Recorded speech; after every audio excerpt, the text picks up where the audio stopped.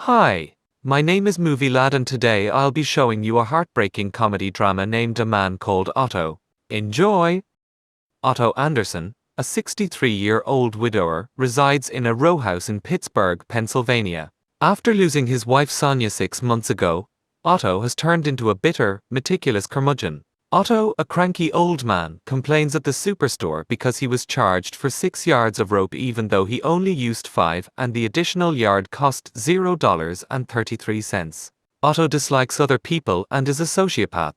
Otto monitors for every violation committed by neighbors, such as bikes on lawns and improperly displayed parking permits inside vehicles while working for the neighborhood association. He cancels his utilities and wants to hang himself so that he can join his deceased wife after being forced into retirement from his job at a steel company.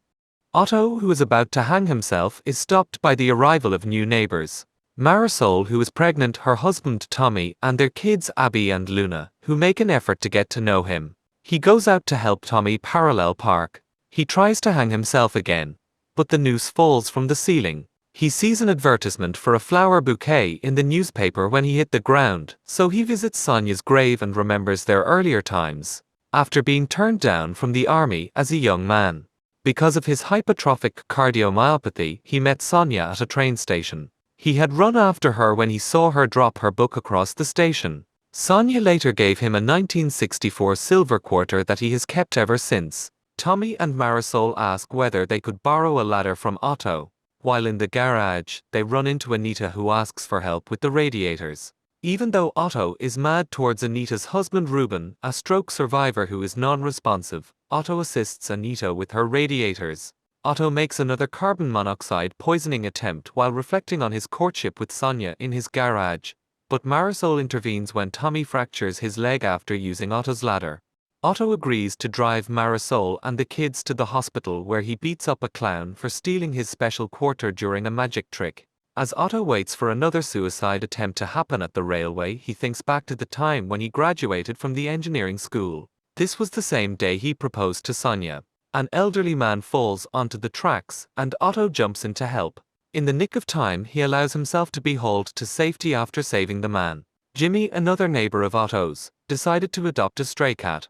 However, Otto grudgingly accepts to keep the stray cat Jimmy saved from the streets after discovering he was allergic to it.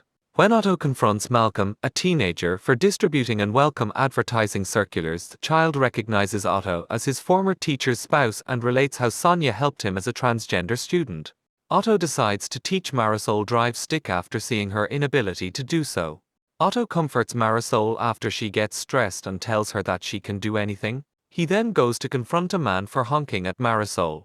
They go to Sonia's favorite bakery, where Otto recounts that Anita and Sonia used to be closest friends, but that he and Ruben fell out over insignificant issues like their allegiances to various automakers, which led to Ruben's coup, in which he took over Otto's position as chair of the neighborhood association. While Marisol and Tommy go out for the evening, Otto watches over Abby and Luna.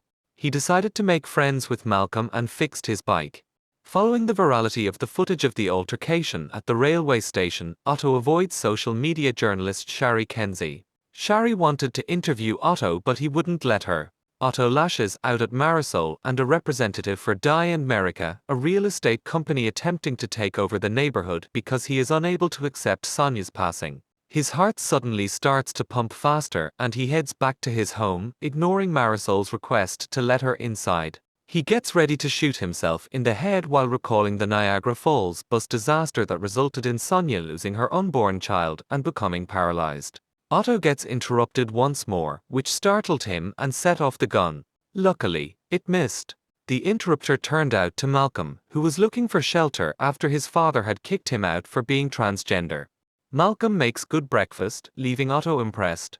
They go outside and do Otto's morning routine together.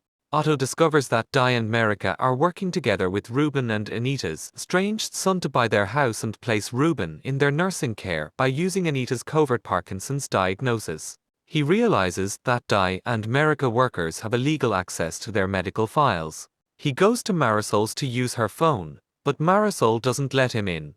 He finally opens up about Sonia's stillbirth and disability, his unhappiness with the inaccessibility of the Dye and Merica housing complex, and how he was voted out as association chair following a tense argument with the corporation. The neighborhood comes together to stop Dye and Merica workers from taking Ruben when they arrive, with Kenzie disclosing their unauthorized access to Anita and Otto's medical information. Anita and Ruben got to keep their home. After leaving the scene, Otto passes out. He had named Marisol as his next of kin before being brought to the hospital. After Marisol learned that Otto's heart is too big, she finds it very funny. She then goes into labor and gives birth to Marco. Otto gives Marisol the crib that he had built when Sonia was pregnant and got the chance to put Marco in it. Otto gives Malcolm his car and bought himself a brand new truck. As Otto's heart gets worse, he writes a letter for Marisol. 3 years later, Tommy sees Otto hasn't cleared his walkway. He and Marisol discover Otto passed away from heart failure and that he left Marisol a letter describing his house savings, new truck, and the cat, all of which he left to Marisol. The neighbors assemble to commemorate Otto in accordance with his request for a burial. Otto finally gets to rest next to Sonia.